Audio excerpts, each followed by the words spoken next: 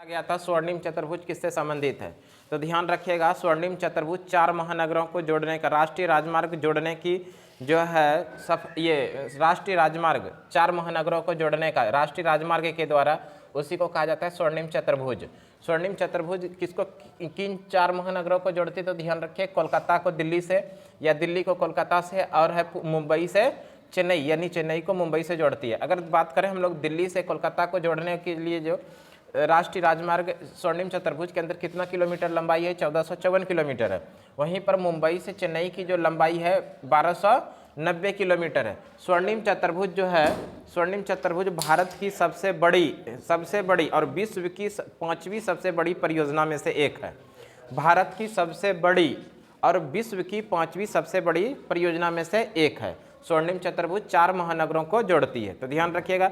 और इसकी शुरुआत करवाया गया था अटल बिहारी वाजपेयी के द्वारा, यानी देश के प्रधानमंत्री अटल बिहारी जब वाजपेयी थे तो उन्हीं के द्वारा इसकी शुरुआत करवाया गया था। नेक्स्ट क्वेश्चन देखिए, क्वेश्चन पूछा गया था अंतर्राष्ट्रीय परमाणु ऊर्जा आयोग, अंतर्राष्ट्रीय परमाणु ऊर्जा आयोग का गठन किस वर्ष हुआ? तो ध्यान रखिएगा, अंतर्राष्ट्रीय परमाणु ऊर्जा आयोग का गठन 1957 ईस्वी में हुआ है। अंतर्राष्ट्रीय परमाणु ऊर्जा आयोग का गठन 1957 ईस्वी को हुआ, और इसका हेडक्वार्टर जो है ऑस्ट्रिया की राजधानी वियना में है। कहाँ पर है? ऑस्ट्रिया की राजधानी वियना में। अंतर्राष्ट्रीय परमाणु ऊर्जा आयोग गठन 1957 ईस्वी में हुआ, इसका हेडक्वार्टर कहाँ पर है? वियना के अंदर। नेक्स्ट क्वेश्चन देखिए, क्या था मेरे भाई कि संसद को राज्य सूची पर कानून बनाने का अधिकार किस अनुच्छेद के अंदर है? संसद को राज्य सूची पर कानून बनाने का अधिकार किस अनुच्छेद के अंदर है? तो ध्यान रखिएगा, अनुच्छेद नंबर 253, अनुच्छेद नंबर 253 के अंदर कहा गया है संसद को राज्य सूची पर कानून बनाने का अधिकार दिया गया। किस अनुच्छेद के अंदर? अनुच्छेद नंबर 253। अगर हम लोग बात कर ले राज्य सूची, तो राज्य सूची पर आमतौर पर कानून कौन बनाता है? राज्य सरकार। राज्य सूची पर ऐसे कानून कौन बनाता है? राज्य सरकार। और राज्य सूची किस सूची के अंदर आता है? तो ध्यान रखिएगा, अनुसूची नंबर 7, अनुसूची नंबर 7। इस अनुसूची नंबर 7 के अंदर 3 प्रकार के सूचियों का प्रावधान है, संघ सूची, राज्य सूची और समवर्ती सूची। संघ सूची में कानून बनाने का अधिकार संघ सरकार को, यानी केंद्र सरकार को है। राज्य सूची में कानून बनाने का अधिकार राज्य सरकार को है, और समवर्ती सूची में कानून बनाने का अधिकार राज्य और केंद्र दोनों को है। इसमें जो प्रश्न में पूछा कि राज्य सूची पर कानून बनाने का अधिकार संसद के पास है, किस अनुच्छेद के अंदर? तो ध्यान रखिएगा, अनुच्छेद नंबर 253। नेक्स्ट क्वेश्चन देखिए, प्रश्न में जो पूछा गया था भारतीय संविधान में संशोधन किस अनुच्छेद के द्वारा किया जाता है? तो ध्यान रखिएगा, भारतीय संविधान में जो संशोधन किया जाता है तो वहां पर अनुच्छेद नंबर 368 का प्रयोग किया जाता है। संविधान में संशोधन करने के लिए किस अनुच्छेद का प्रयोग किया जाता है? अनुच्छेद नंबर 368। तो इस यहाँ पर आप लोग नोट डाउन कर सकते हैं, संविधान में संशोधन, संविधान संशोधन करने के लिए किस अनुच्छेद का प्रयोग किया जाता है? अनुच्छेद नंबर 368। देखिए, अनुच्छेद नंबर 370 भी दिया गया है। तो ये अनुच्छेद नंबर 370 जम्मू कश्मीर को विशेष राज्य का दर्जा दिया गया था, जबकि अनुच्छेद नंबर 370 को अब समाप्त कर दिया गया। तो ध्यान रखिएगा, अनुच्छेद नंबर 370 किससे संबंधित था? जम्मू कश्मीर को विशेष राज्य का दर्जा दिया गया था, लेकिन अभी क्या कर दिया गया? समाप्त कर दिया गया। अनुच्छेद नंबर 368 संविधान संशोधन। अनुच्छेद नंबर 356 ये किससे संबंधित है? तो ध्यान रखिएगा, अनुच्छेद नंबर 356 ये राष्ट्रपति शासन से। अनुच्छेद नंबर 356 किससे संबंधित है? राष्ट्रपति शासन। राष्ट्रपति शासन किस अनुच्छेद के अंदर है? अनुच्छेद नंबर 356। इसको भी ध्यान रखिएगा, अनुच्छेद नंबर 352, अनुच्छेद नंबर 352 राष्ट्रीय आपातकाल, राष्ट्रीय आपातकाल, राष्ट्रीय आपातकाल, राष्ट्रीय आपातकाल अनुच्छेद नंबर 352। एक और नोट डाउन कर लीजिए आप लोग, अनुच्छेद नंबर 360, अनुच्छेद नंबर 360 किससे संबंधित है? वित्तीय आपातकाल। अनुच्छेद नंबर 360 है वित्तीय आपातकाल। वित्तीय आपातकाल का संबंध किससे? अनुच्छेद नंबर 360। इस तरह से अनुच्छेद नंबर 370 है जम्मू कश्मीर को विशेष राज्य का दर्जा दिया गया था, अभी समाप्त कर दिया गया है। अनुच्छेद नंबर 368 है संविधान में संशोधन प्रक्रिया। अनुच्छेद नंबर 356 है राष्ट्रपति शासन। अनुच्छेद नंबर 352 है राष्ट्रीय आपातकाल, अनुच्छेद नंबर 360 है वित्तीय आपातकाल। नेक्स्ट क्वेश्चन देखिए, क्वेश्चन पूछा गया था भारतीय संविधान का निर्माण, भारतीय संविधान का निर्माण किसके द्वारा किया गया था, किस योजना के सिफारिश पर? तो ध्यान रखिएगा कैबिनेट मिशन योजना के सिफारिश पर, कैबिनेट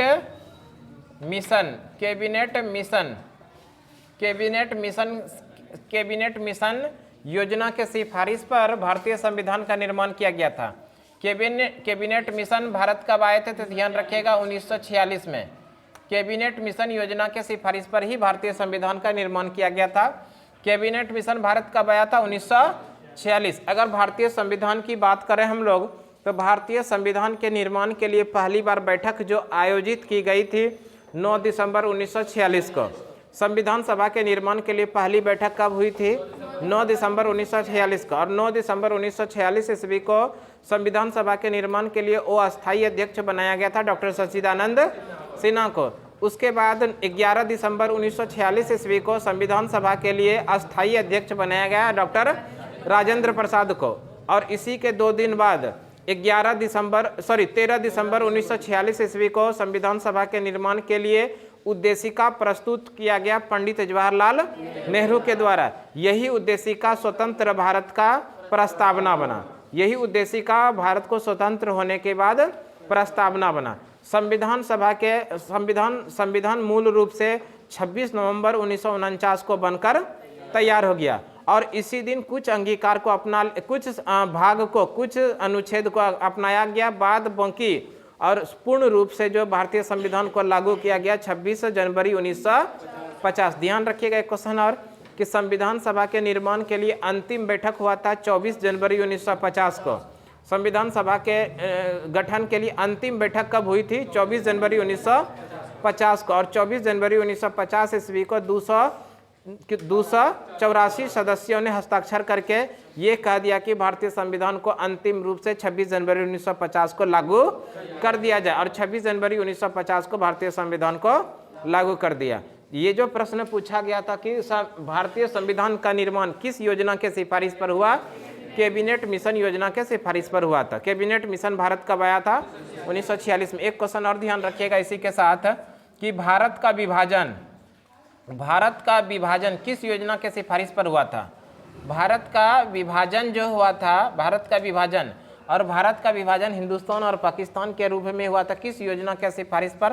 तो माउंट बेटन योजना के सिफारिश पर। इसको भी ध्यान रखिएगा, माउंट बेटन योजना के सिफारिश पर भारत का विभाजन हुआ था हिंदुस्तान और पाकिस्तान के रूप में। ठीक है, नेक्स्ट क्वेश्चन देखिए क्वेश्चन है लोकसभा का अधिकतम सीट कितना है? और लोकसभा की अधिकतम सीट की संख्या की बात करें अभी तो 550 है। लोकसभा का अधिकतम सीटों की संख्या कितना है? 550। 552 था, ध्यान रखिएगा 552 था और इसी 552 में 2 था एंग्लो इंडियन और इस एंग्लो इंडियन जो 2 सीट इस पर मनोनीत किए जाते थे 552 में, ये 2 सीट को अभी क्या कर दिया गया है? समाप्त कर दिया गया। तो इस तरह से अभी वर्तमान समय में लोकसभा का अधिकतम सीटों की संख्या कितनी है? 550। अगर हम लोग लोकसभा की बात करें, लोकसभा की सदस्यता लेने के लिए, सुनो ध्यान से, लोकसभा की सदस्यता लेने के लिए न्यूनतम आयु कितना होना चाहिए? न्यूनतम आयु होना चाहिए, न्यूनतम आयु 25 वर्ष। न्यूनतम आयु कितना होना चाहिए? 25 वर्ष। और अभी वर्तमान समय में कौन सी लोकसभा चल रही है? तो ये 17वीं लोकसभा चल रही है। 17वीं लोकसभा। अभी कौन सी लोकसभा चल रही है? 17वीं लोकसभा। और 17वीं लोकसभा कब तक चलेगी? तो 2019 से लेके 2024 तक। अच्छा, एक क्वेश्चन और कमेंट बॉक्स में आप लोग छापिए कि पहली लोकसभा का चुनाव कब संपन्न हुआ? पहली लोकसभा का चुनाव कब संपन्न हुआ? पहली लोकसभा चुनाव कब संपन्न हुआ, ये क्वेश्चन है, इस कमेंट बॉक्स में छापिए। और हम लोग बात कर रहे हैं 17वीं लोकसभा चुनाव जो हुआ 2019 में हुआ, इसमें सबसे अधिक किस दल को सीट मिला? तो ध्यान रखिएगा भारतीय जनता पार्टी को। किसको मिला? भारतीय जनता पार्टी को सबसे अधिक सीट मिला। भारतीय जनता पार्टी को अकेले ही सीट मिला 303। कितना सीट मिला है? 303। और अगर इसकी गठबंधन की बात करें तो टोटल मिला है 343। ध्यान रखिएगा, टोटल कितना है? 343। और अकेले किसको मिला? इसको भारतीय जनता पार्टी को 303। 18वीं लोकसभा का चुनाव कब होना है? 2024 में। ध्यान रखिएगा। नेक्स्ट क्वेश्चन देखिए।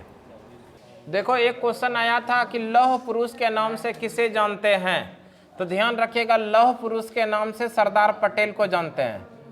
सरदार वल्लभ भाई पटेल को लौह पुरुष के नाम से, सरदार वल्लभ भाई पटेल को लौह पुरुष के नाम से जानते हैं। सरदार वल्लभ भाई पटेल ने 1928 में एक सत्याग्रह हुआ था जिसका नाम है बारदौली सत्याग्रह, और इस बारदौली सत्याग्रह का नेतृत्व किया था। बारदौली सत्याग्रह का नेतृत्व किसने किया था? सरदार वल्लभ भाई पटेल ने। बारदौली सत्याग्रह कहाँ पर हुआ था? गुजरात में। ये किस राज्य में हुआ था? गुजरात में। ध्यान रखिएगा। और इसी समय बारदौली की महिलाओं ने, ध्यान रखिएगा, बारदौली की महिलाओं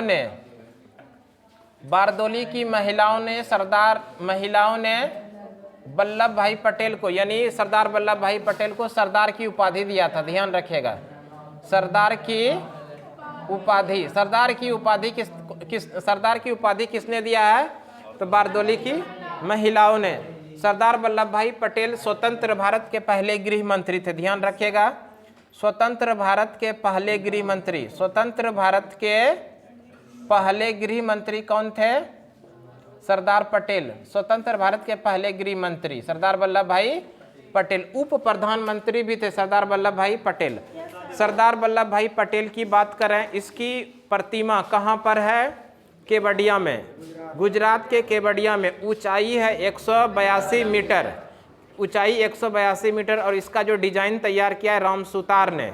ध्यान रखिएगा। और सरदार वल्लभ भाई पटेल का जयंती जो हम लोग मनाते हैं 31 अक्टूबर को मनाते हैं। कब मनाते हैं? 31 अक्टूबर को एकता दिवस के रूप में। 31 अक्टूबर को एकता दिवस मनाते हैं, सरदार पटेल का जयंती। नेक्स्ट क्वेश्चन देखिए।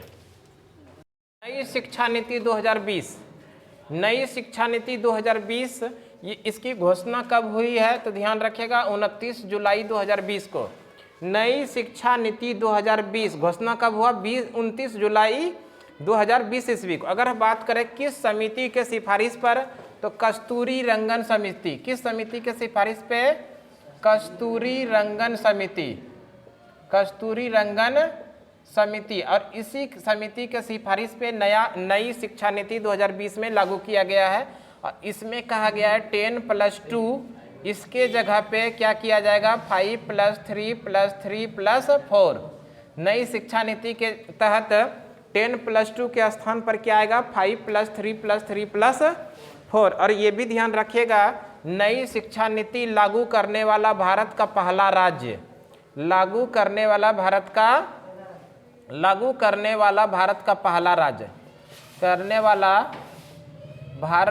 पहला राज्य, नई शिक्षा नीति लागू करने वाला भारत का पहला राज्य ये है उत्तराखंड। कौन सा राज्य है? उत्तराखंड। नई शिक्षा नीति लागू करने वाला देश का पहला राज्य कौन सा है? उत्तराखंड। और इसकी घोषणा कब हुई है नई शिक्षा नीति का? 29 जुलाई 2020। इसके पहले शिक्षा में कब चेंज किया गया था? तो ध्यान रखिएगा 1986। और इसी 1986 से 10+2 किया गया था। और 1986 के बाद कब शिक्षा पर नया संशोधन हुआ? तो ध्यान रखिएगा 29 जुलाई 2020 से लागू किया गया। किस समिति के सिफारिश पे? कस्तूरी रंगन समिति के सिफारिश पर 10+2 को समाप्त करके उसके जगह 5+3+3+4 लाया गया है। और देश में लागू करने वाला भारत का पहला राज्य कौन सा है? उत्तराखंड। नेक्स्ट क्वेश्चन देखिए। क्वेश्चन जो पूछा गया था, भारत की राष्ट्रीय आय और प्रति व्यक्ति आय की गणना सर्वप्रथम किसने किया था? यानी किसके द्वारा किया गया था? भारत की राष्ट्रीय आय और प्रति व्यक्ति आय की गणना सर्वप्रथम किसके द्वारा किया गया था? तो ध्यान रखिएगा दादा भाई नौरोजी के द्वारा। दादा भाई नेरोजी के द्वारा सर्वप्रथम राष्ट्रीय आय और प्रति व्यक्ति आय की गणना किया गया था। कब? 1867-68 में। और इस समय बताया गया था प्रति व्यक्ति आय कितना रुपया है? 20 रुपया। ध्यान रखिएगा, कितना रुपया बताया गया था? 20 रुपया। और अभी 2011 के अनुसार यही प्रति व्यक्ति आय बढ़ के कितना रुपया हो गया है? 49 रुपया। ये 2011 के जनगणना के अनुसार है। भारत की राष्ट्रीय आय और प्रति व्यक्ति आय की गणना भारत में सर्वप्रथम किसने किया? दादा भाई नेरोजी के द्वारा। कब? 1867-68 में। और उस समय प्रति व्यक्ति आय जो बताया गया कितना? 20 रुपया। 2011 तक कितना प्रति व्यक्ति आय हो गया है? 49 रुपया। अगर दादा भाई नेरोजी की हम लोग बात करें, इसी को कहा जाता है ग्रैंड ओल्ड मैन। क्या कहा जाता है? ग्रैंड ओल्ड मैन, यानी भारत का वयोवृद्ध। वयोवृद्ध किसे कहा जाता है? दादा भाई नेरोजी को। नेक्स्ट क्वेश्चन देखिए। एक क्वेश्चन पूछा गया था सेबी के बारे में।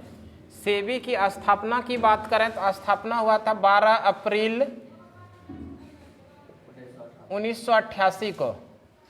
सेबी की स्थापना 12 अप्रैल 1988 को हुआ था। अधिनियम है 1992 का, इसका भी ध्यान भी रखिएगा। अधिनियम कब का है? 1992 का।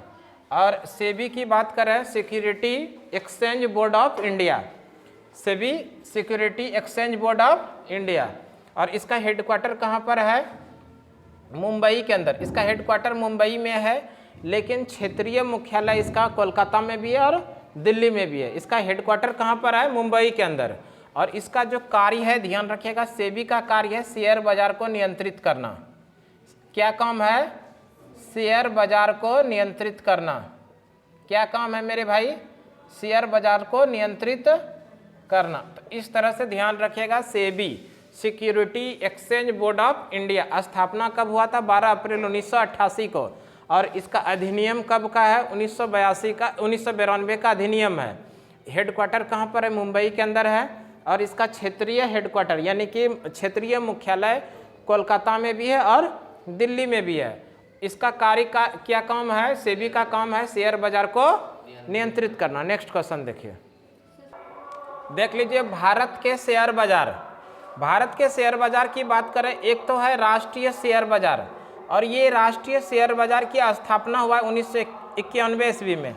राष्ट्रीय शेयर बाजार की स्थापना कब हुआ? 1991 ईस्वी में हुआ। किस समिति के सिफारिश पे? तो फेरवानी समिति। इसी फेरवानी समिति के सिफारिश पे 1991 ईस्वी में राष्ट्रीय शेयर बाजार की स्थापना की गई है। और एक ध्यान रखिएगा, Bombay stock exchange. Bombay stock exchange Bharat के साथ साथ एशिया का सबसे पुरानी स्टॉक एक्सचेंज है। एशिया का सबसे पुराना स्टॉक एक्सचेंज कौन सा है? Bombay stock exchange. इसकी स्थापना 1875 में हुआ है। एशिया का सबसे पुरानी स्टॉक एक्सचेंज कौन सी है? Bombay stock exchange. स्थापना 1875 में। नेक्स्ट क्वेश्चन देखिए।